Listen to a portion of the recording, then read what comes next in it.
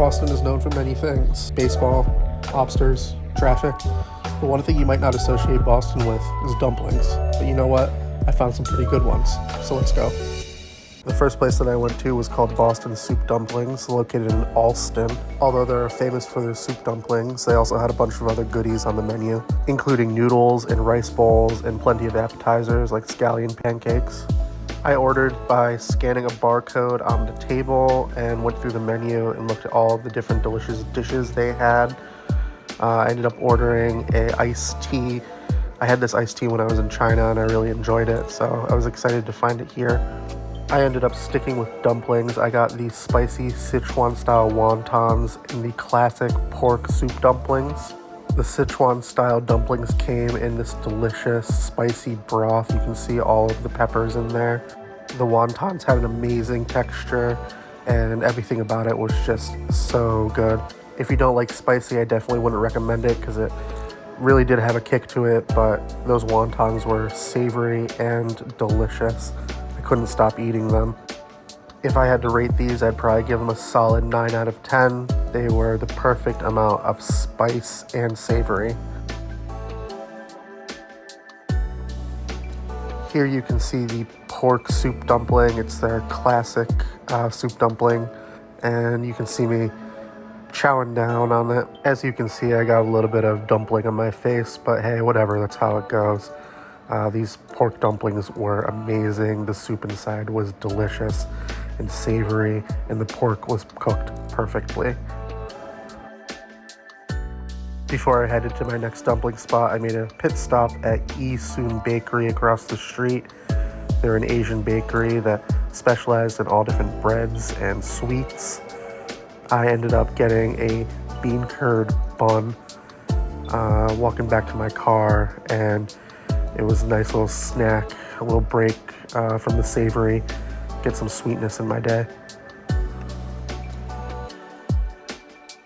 The next place I went to was a little bit of a drive away. It was in Chinatown, so got in my car and drove the 10 minutes across town.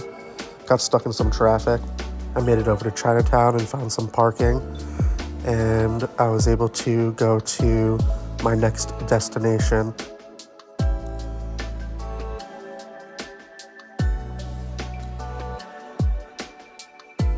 Nanshang Express.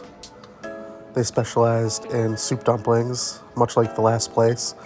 This place was small inside, nice and warm.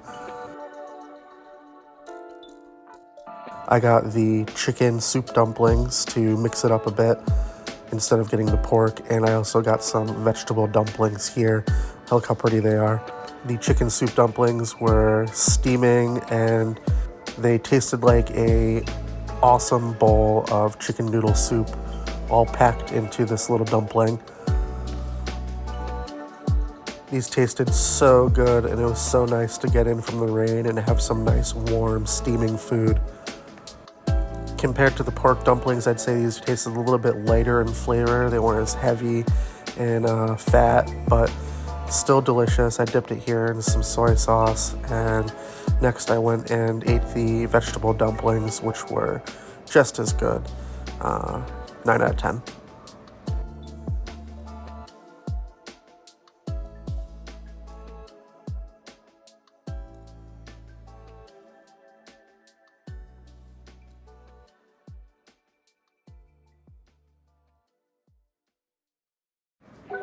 The next place I went to was called Mei Mei. This place was a little bit more of a modern take on dumplings. A lot of fusion sort of inspired dumplings. Different ingredients than you would normally find in a classic one. The inside was super cozy. I loved the interior. I kept taking pictures and videos of everything inside. The aesthetic of it was just really nice. I would really recommend going to this place for a cozy little sit down, eat some dumplings, drink some tea, hang out. I ended up getting the dumpling platter. It was a variety of their fried dumplings. Inside of the platter was a lemongrass pork dumpling, cheddar scallion potato, curried sweet potato, and it was served with a soy aioli sauce and also this like almost like applesauce sort of thing. It was delicious.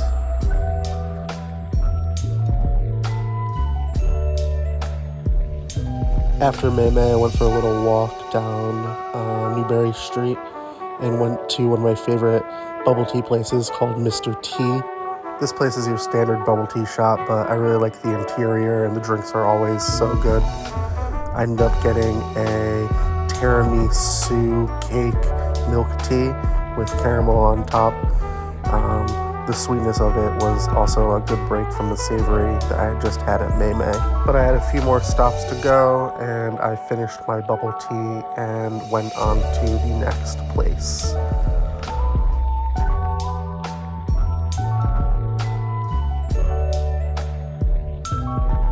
So moving on, the next restaurant I went to, a restaurant called Dumpling Kingdom. Although their menu was huge and they served a variety of dishes, as you can see here, definitely not just dumplings, but I wanted to get one last dumpling in for the night, and so I got their nice plain pork dumplings and ate them in my car with a fork.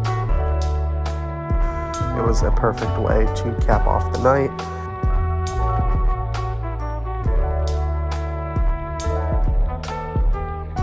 Across the street from Dumpling Kingdom was a place called Machi Machi. There was a line going out the door, and I wasn't actually sure what it was from across the street, but when I got there, I realized that it was more bubble tea. This place had a really cute interior. I loved all of the designs on the wall, and I couldn't wait to try it. I had to wait in line for about 10-15 minutes because I guess it was their grand opening, but I ended up getting their strawberry milk tea. It had some jelly in it as well.